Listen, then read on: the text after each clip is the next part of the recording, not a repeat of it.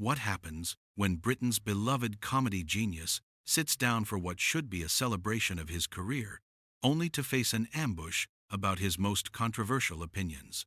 It only took 24 seconds for friendly banter to transform into an all-out war of words. Before we dive into this shocking showdown, make sure you hit that subscribe button for daily videos exposing Hollywood's darkest scandals. Last night on the Jonathan Ross Show, what was meant to be a light-hearted chat with Rowan Atkinson turned into one of the most uncomfortable confrontations in British television history.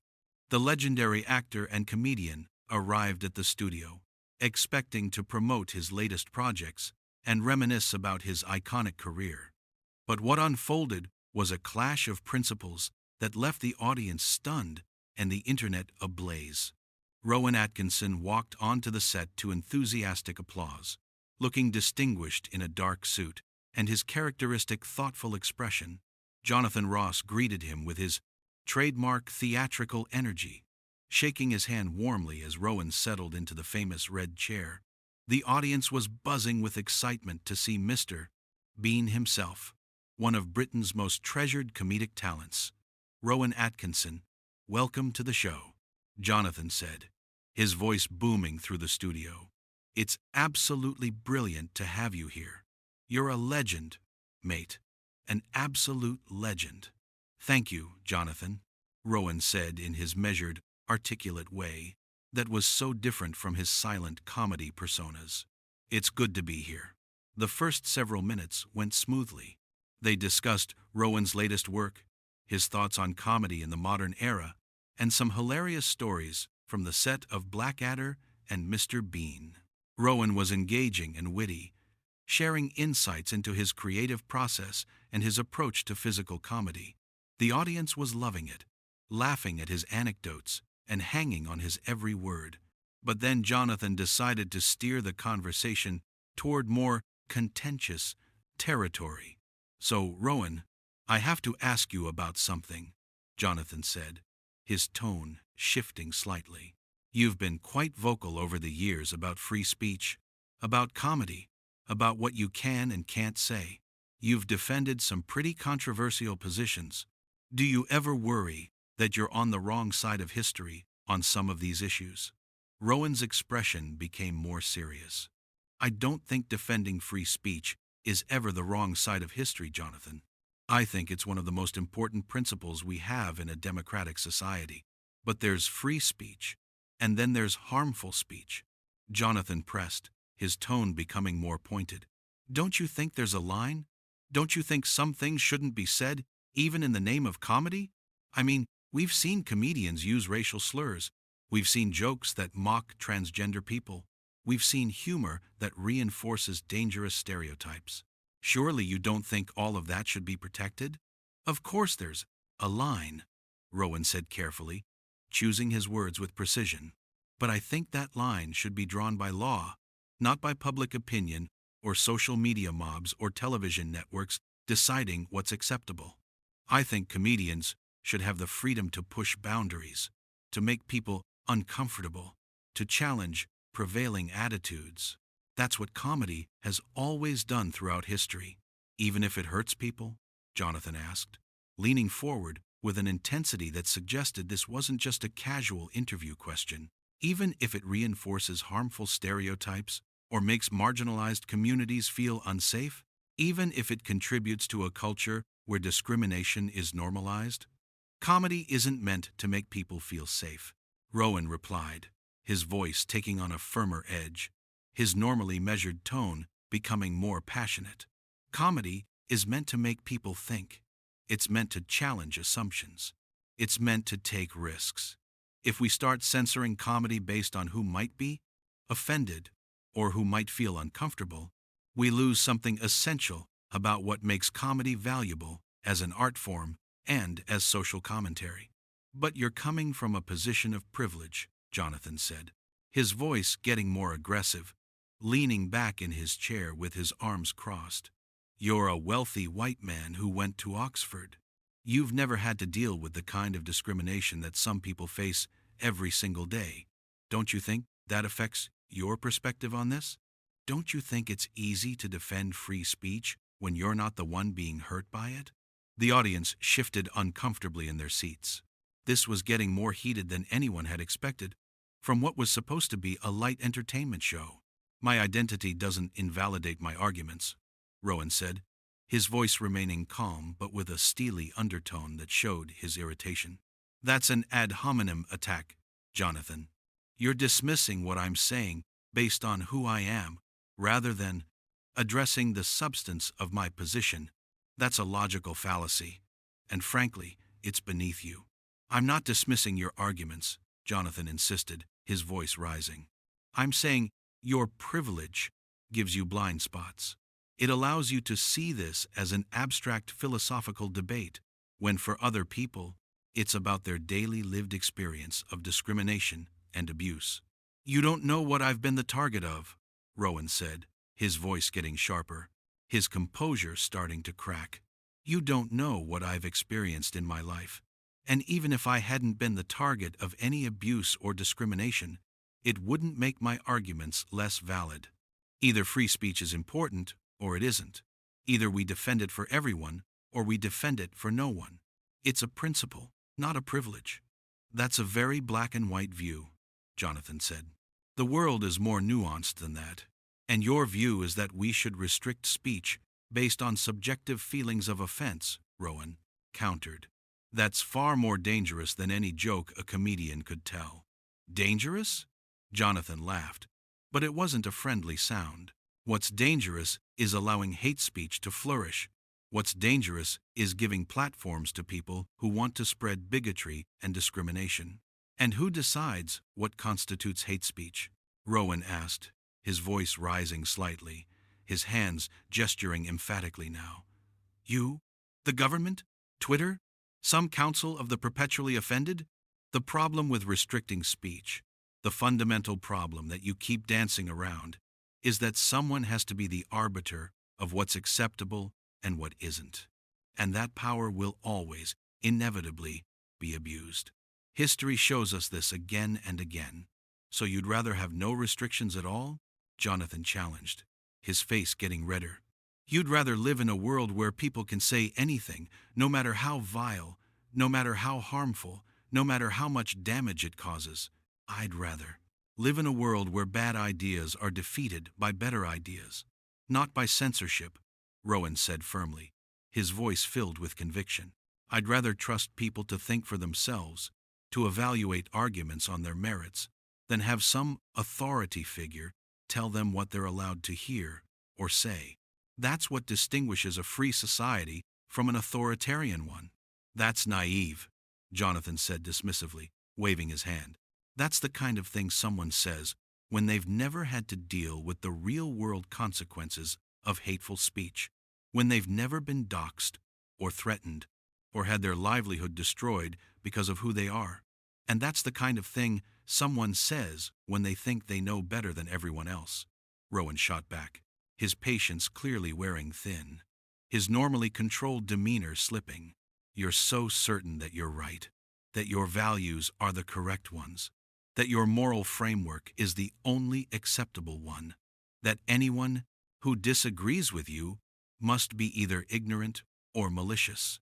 Have you ever considered that you might be wrong, that there might be valid reasons for disagreeing with you? I'm certain that we shouldn't platform bigotry, Jonathan said, his voice getting louder, more aggressive. I'm certain that comedy shouldn't punch down. I'm certain that we have a responsibility to protect vulnerable people from harmful speech. Those aren't controversial positions, Rowan. Those are basic human decency. Protect them by restricting what they can hear? Rowan asked incredulously, his voice dripping with sarcasm now. By treating them like children who can't handle opposing views? By shielding them from ideas that might upset them? That's not protection, Jonathan. That's condescension. That's infantilization. You're essentially saying that certain people aren't capable of hearing offensive ideas without being harmed. The studio had gone completely quiet now. Even the crew members had stopped what they were doing, frozen in place, watching this argument unfold with a mixture of fascination and horror. This was no longer entertainment. This was a genuine ideological battle playing out on live television. You know what I think? Jonathan said, his face flushing red, his voice trembling with emotion. I think you're clinging to an outdated view of comedy. I think you're afraid that the world is moving on without you. I think you're defending offensive comedy because deep down, you're worried that without it, without the ability to shock and offend, you'll become irrelevant. You'll become a relic of a bygone era. That's insulting, Rowan said, his voice cold and sharp as ice. And it's completely wrong. It's also a pathetic attempt to make this about me personally, rather than about the principle we're discussing. I'm defending the principle of free expression because I believe it's fundamental to a free society, because I believe it's what separates democracy from tyranny. This has nothing to do with my career or my relevance or my legacy, doesn't it, though? Jonathan pressed, leaning forward aggressively. You've made a career out of comedy that pushes boundaries, that challenges norms, that sometimes offends people. And now those boundaries are shifting. Society's norms are evolving, and you're upset about it. You're upset that you can't say whatever you want without facing consequences. You're upset that the world isn't the same as it was when you started out. I've never said there shouldn't be consequences, Rowan said, his voice rising with frustration, his hands clenching into fists. I've never advocated for consequence-free speech. I've said there shouldn't be legal restrictions on speech except in very narrow, well-defined circumstances like direct incitement to violence. Social consequences, criticism, debate, boycotts, those are all fine. Those are all part of free speech. What's not fine is using the law or institutional power to silence people whose views you find objectionable. But you supported people who were using speech to harm others, Jonathan accused, pointing his finger at Rowan. You defended comedians who told jokes that were racist, that were sexist, that were homophobic. You signed petitions. You gave interviews.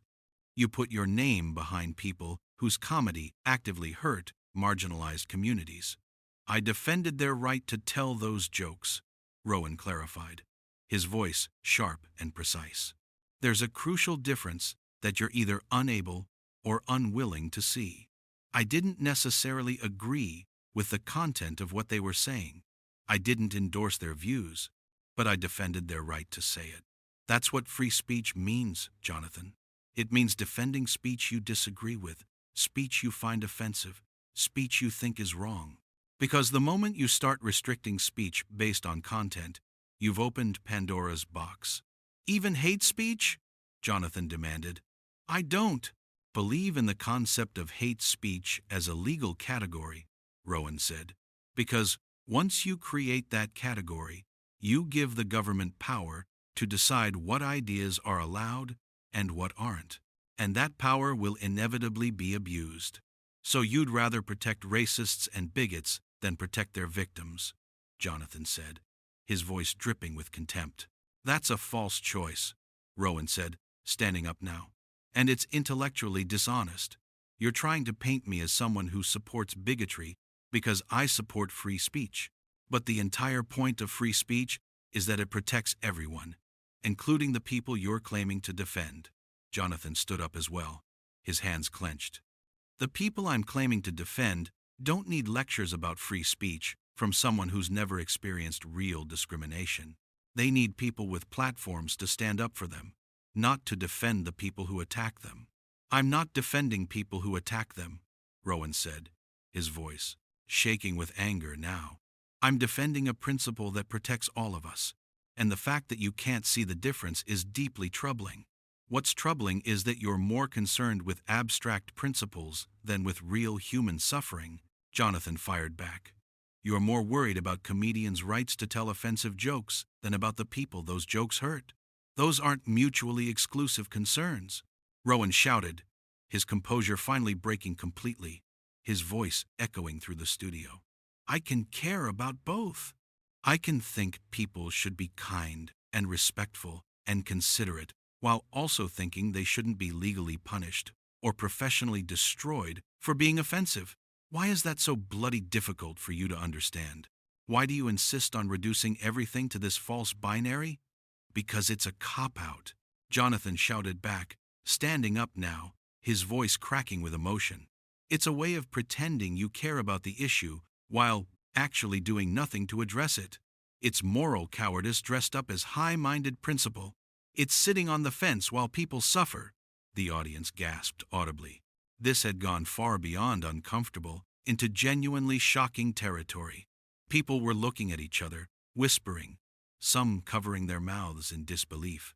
Moral cowardice? Rowan repeated, his voice dangerously quiet now, more menacing in its controlled fury than his earlier shouting. You invite me onto your show as a guest, and you call me a moral coward on national television? You accuse me of not caring about human suffering? How dare you? I'm calling your position morally cowardly, Jonathan clarified, though it was a distinction without much difference, his voice defensive now. I'm saying that hiding behind abstract principles while people are being harmed is cowardly. I'm saying that your refusal to take a clear stance against harmful speech is a failure of moral courage. I am taking a post. Stand, Rowan said, his voice trembling with rage, his entire body tense. I'm taking a stand for one of the most important freedoms we have.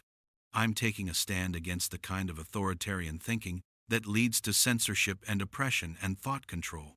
I'm taking a stand for the marketplace of ideas, for open debate, for trusting people to make their own judgments. What stand are you taking, Jonathan? The stand of silencing people you disagree with? The stand of deciding what ideas are acceptable and what aren't? The stand of appointing yourself as the moral arbiter of society? The stand of protecting vulnerable people, Jonathan insisted. The stand of saying that some speech is harmful and shouldn't be tolerated. And that's where we fundamentally disagree, Rowan said. Because I believe the answer to speech you don't like is more speech, not less. I believe in the marketplace of ideas, where bad ideas are exposed and defeated through argument and evidence. That marketplace doesn't work when one side has all the power, Jonathan argued. When one side has all the platforms, all the money, all the influence. Your free speech absolutism just protects the status quo, and your speech restrictions just give more power to whoever gets to decide what's allowed, Rowan countered. You're advocating for exactly the kind of control you claim to be against. I'm advocating for basic human decency. Jonathan's voice cracked with emotion. I'm advocating for a world where people don't have to hear slurs and insults and dehumanization disguised as comedy. Then don't listen to it, Rowan said. Change the channel. Walk out of the comedy club. Exercise your freedom not to engage with content you find offensive. But don't demand that content be banned because you personally don't like it. This isn't about me personally, Jonathan said. This is about creating a society that doesn't tolerate bigotry. You create that society through education and persuasion, not through censorship, Rowan said. You change hearts and minds through better arguments, not by silencing the arguments you don't like. Easy for you to say when you're not the one being targeted, Jonathan shot back, returning to his earlier point. And there it is again, Rowan said, shaking his head in frustration. You can't defend your position on its merits, so you attack me personally. You dismiss my arguments based on my identity rather than their substance. Your identity matters, Jonathan insisted. It shapes your perspective. It gives you blind spots. And your identity doesn't? Rowan challenged. You don't think your perspective is shaped by your experiences and biases? At least I'm arguing from principle. You're arguing from emotion and trying to dress it up as moral authority. There's nothing wrong with emotion, Jonathan said defensively. Emotion is how we connect with other people's suffering. Emotion is also what leads to mob justice and moral panics, Rowan countered. Emotion without reason is dangerous. That's why we need principles like free speech to protect us from our worst impulses. Your principles protect the powerful at the expense of the vulnerable, Jonathan said stubbornly. My principles protect everyone equally, Rowan said. That's the entire point. Free speech doesn't discriminate. It applies to everyone, regardless of their identity or their views.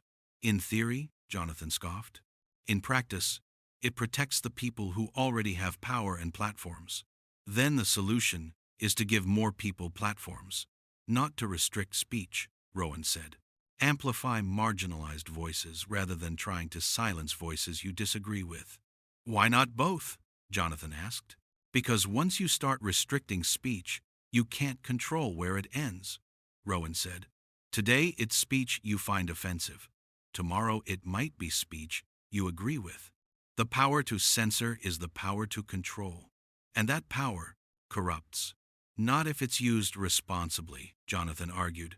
And who decides what's responsible? Rowan asked. You? The government? Some unelected committee? That's the question you keep refusing to answer. I don't have all the answers, Jonathan admitted. But I know that unlimited free speech leads to harm. And I know that restricted speech leads to tyranny, Rowan said. So, we're at an impasse. Apparently, Jonathan said coldly. You know what, Jonathan? Rowan said, reaching for his microphone. I think I'm done here. I came on your show expecting a conversation. Instead, I've been lectured, insulted, and accused of moral cowardice. I don't need this. You're leaving? Jonathan asked, genuine surprise evident in his voice despite his anger. You're actually walking off my show? I am, Rowan said, unclipping the microphone with deliberate movements, his hands steady despite his obvious fury. I've been doing interviews for 40 years.